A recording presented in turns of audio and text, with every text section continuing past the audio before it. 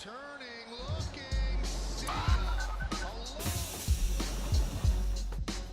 It is the finale of a 4-game set with the Chicago White Sox, and the Empire looks to strike back and put a tough walk-off loss behind them. On the mound is nasty Nestor Cortez Jr., fresh off his flirtation with history. How would he fare? My recap, your reactions, coming up next. This is Yankees Game Night.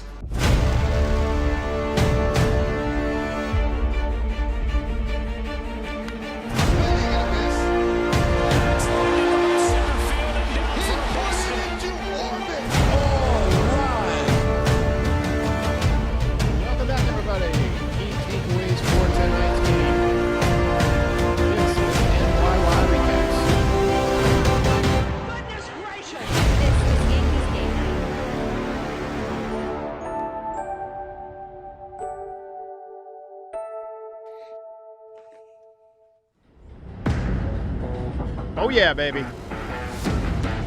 Nasty Nestor.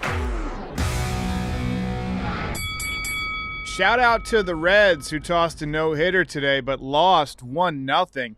That's a tough one. I remember it happened to the Yankees. Andy Hawkins, long time ago. I know I said I was taking the day off, but nasty Nestor Cortez Day is getting to be, my favorite day of the week, the way he's pitching. And if I get hit by a bus, I didn't want my last video to be a walk-off loss. So, out of superstition, I'm back. More nasty from number 65 today. One start after taking a no-hitter into the 8th inning. Gives us 8 more really quality innings. Both teams were quiet in the first. Both teams were quiet for most of the day. Top 2, though, Michael Kopech lost the zone. He walked Aaron Hicks and DJ LeMahieu with the bases loaded to force in 2 runs. Wild pitch made it 3-0 Yankees.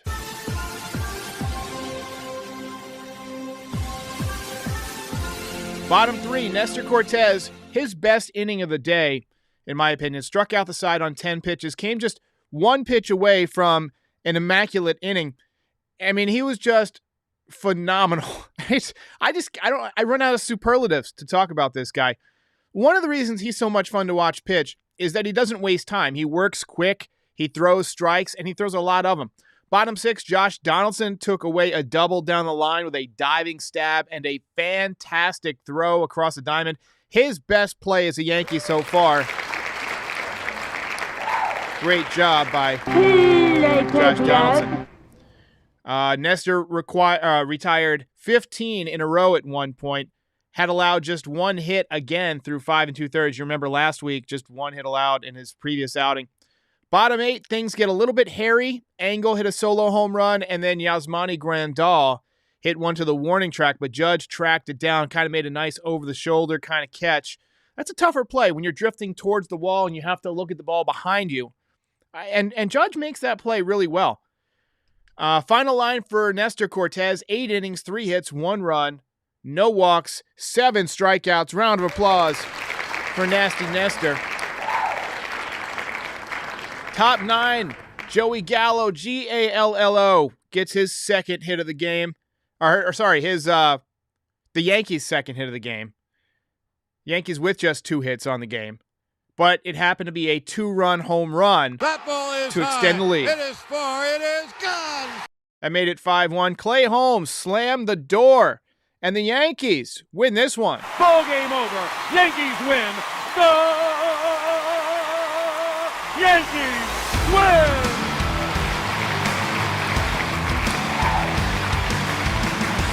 More of that,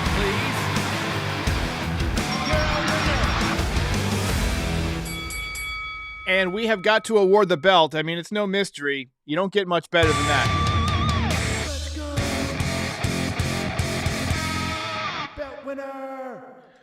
Julian Fernandez says, love the response after a tough loss yesterday. So that's a great comment. We talked about this the other night when they kept, I hit the dono by accident, so you get a false dono alert. When the Yankees were getting scored on, I believe it was the game they won 15-7, the White Sox put on a couple of, big innings. They had a 3-run inning, I think, in the second inning. The Yankees came right back. And then later in the game, the White Sox scored again, and the Yankees came right back. So you're seeing them, when they take a punch, they come right back. And that's the sign of a really good ball club, a team that can put adversity behind them. I mean, how much adversity really is it? I mean, you lost a walk-off, but look, the team had just won 5 in a row. You're still 25-9 now. I mean, we're digging for adversity. And it was bothering me today how much heat Chapman was getting. People, fans just turned on him so quick. He's been pretty good for us this year. He's a little wild, but he's 34. You have to take that with a grain of salt. He's going to have outings like that. Let's go ahead and take a look at the box score. There's not really much to look at today. So you see a lot of zeros for both sides. Yankees just 2 hits, 5 runs, most coming from walks. Gallo and Kiner-Falefa, the 2 men who picked up knocks today. And Gallo with the big home run, he's up to 202 on the year. And then for the White Sox, they only had 4 hits. Robert had 2 hits. Anderson, of course, with a base knock, he's hitting 336. And then you scroll down, you look at the pitching, and Cortez, I mean, phenomenal. We already talked about his line, but you look, he threw 99 pitches in 8 innings. That's really efficient. How many times do we see Yankees pitchers, at 100 pitches in 5 2/3, 6 innings? So he was really efficient aside from being really good. And look at those ERAs, 1.35 and 0.49 for the Yankees pitchers. Fantastic. 3 out of 4 from the White Sox.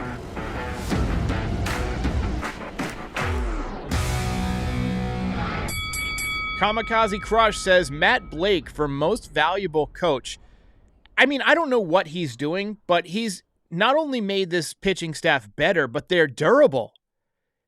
Anybody who's been watching the Yankees for any length of time can tell you that they almost always have injuries in the rotation every season. And this year, they're avoiding the injury bug for the most part. And, knock on wood, but it's just so great to see this team living up to their potential. Let's see here. Yoelva says, and worried about Rizzo.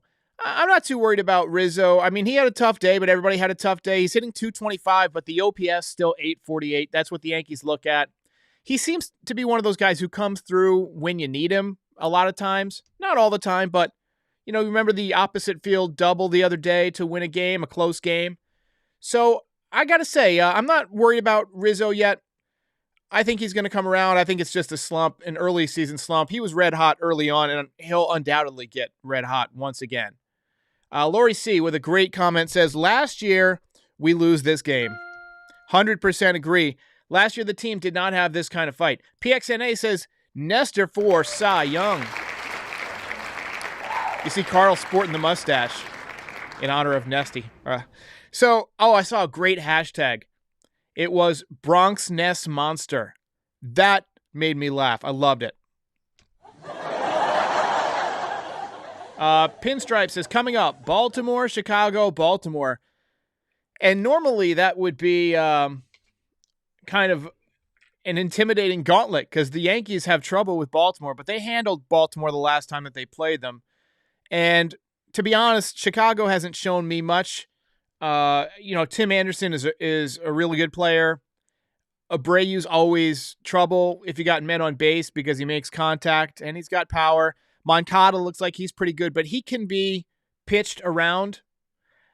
So I think the Yankees will have no trouble with the White Sox in the Bronx. And the Yankees pitchers just, they seem to have a really good plan of attack against these guys. As for the Orioles, they gave the Yankees trouble in Baltimore. I think it's going to be interesting to see what happens this time around in Baltimore. You might remember that last series. It was really cold.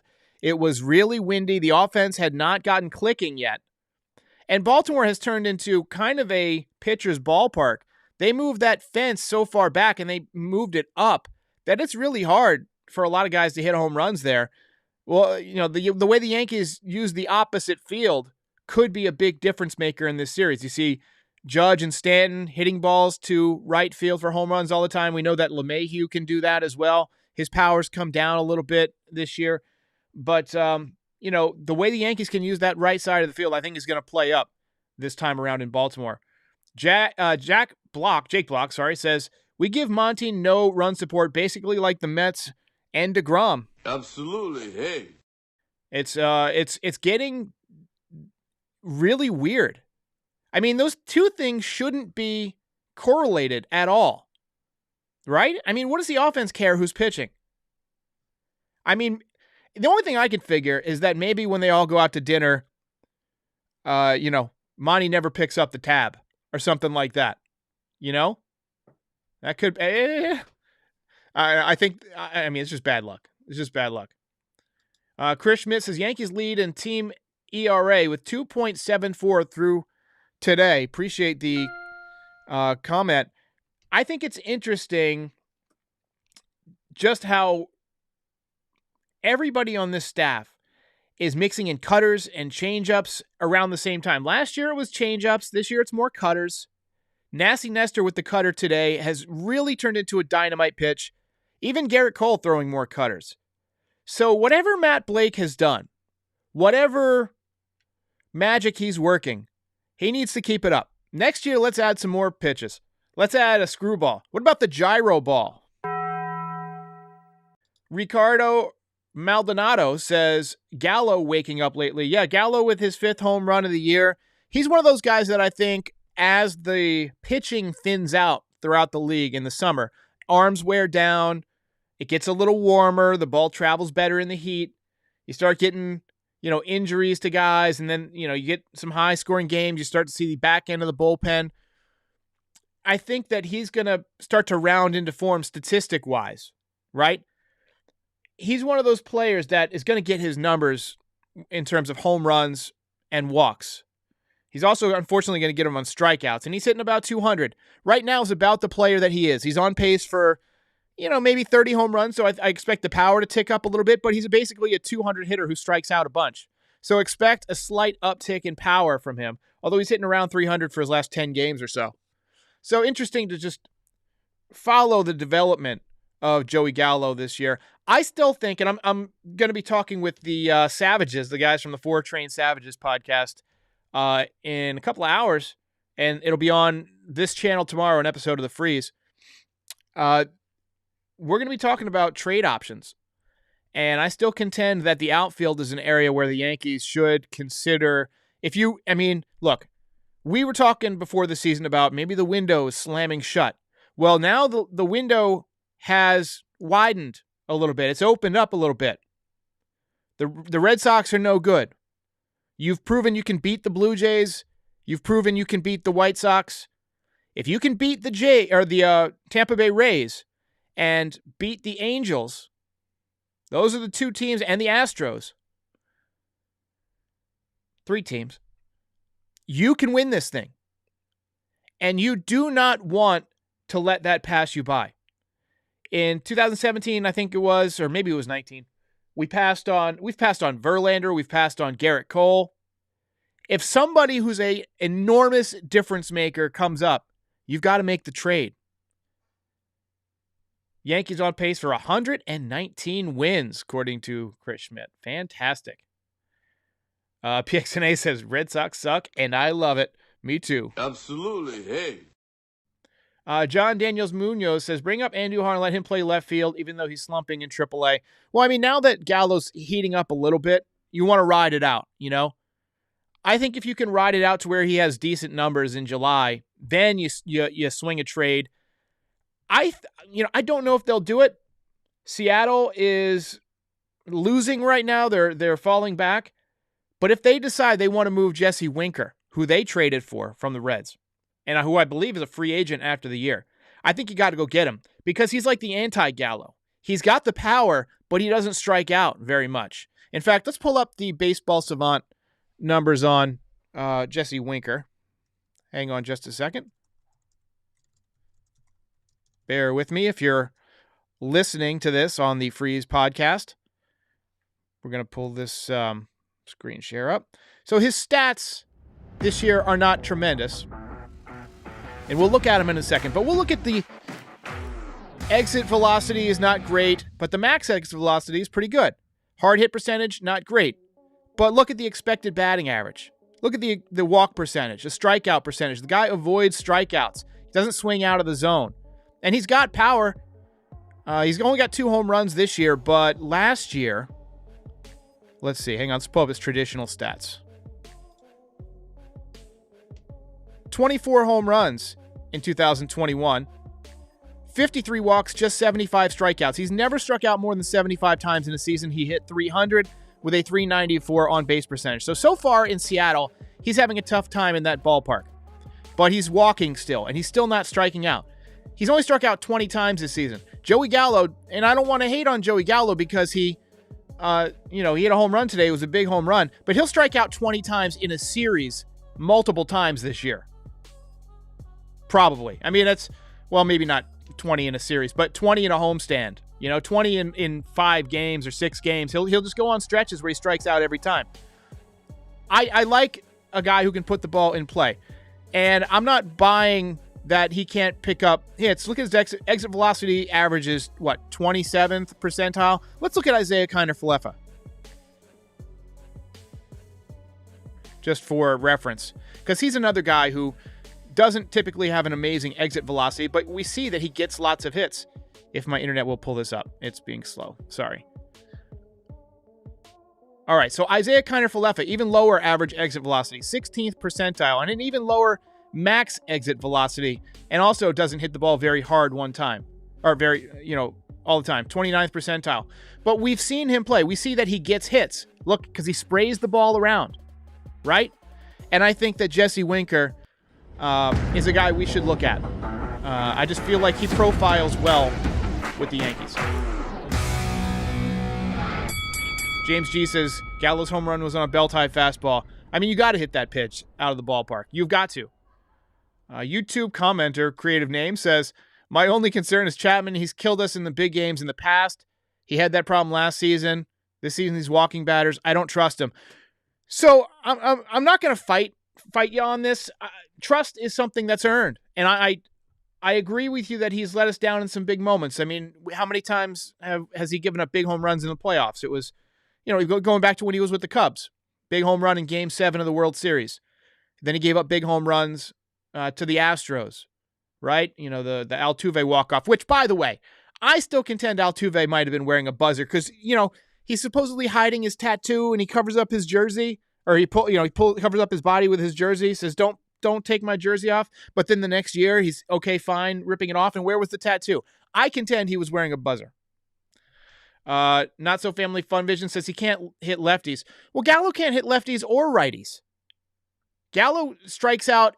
He's an equal opportunity strikeout artist. But back to Chapman.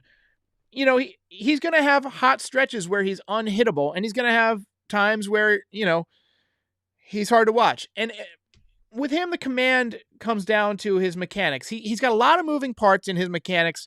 There's a E60, I think, about how he throws his fastball, and it breaks down his mechanics really well. And it shows that, he's got a lot of moving parts.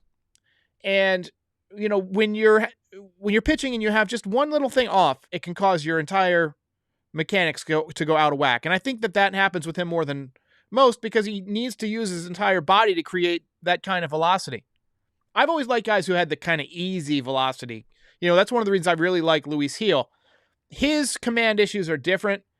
He's just got inconsistent mechanics, but he's got easy gas. If you could tighten up his mechanics, I think he would be amazing.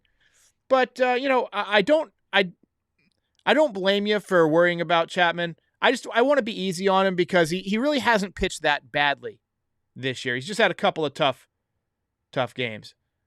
Let's see here. Jake Block says, what do you think, Gardner or Hicks? I would take Hicks. Cesar Almodovar says, winning with 2 hits. Got to be lucky. Hey, it is what it is, baby. Double kill. 2 hits, but they were big. Let's see here. Fritz Walter says, Gallo is a non-fit for this team. Don't care about his homers. And look, I mean, I'm not going to argue. I don't think I just don't think he's the right guy to win a championship with. I think he can provide a lot of value between now and July. and hit some big home runs against some tired arms.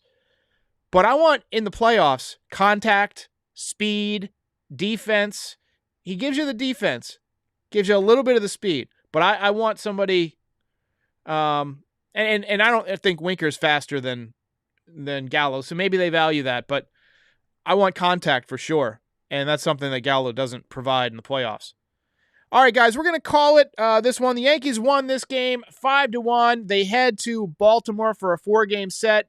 I'm going to enjoy the rest of my Sunday. Got a interview with the 4 Train Savages, the guys from that podcast, later this afternoon. That'll be on tomorrow. A win is a win. 3 out of 4 ain't bad. One more time, Mr. John Sterling. Ball game over. Yankees win. The Yankees win.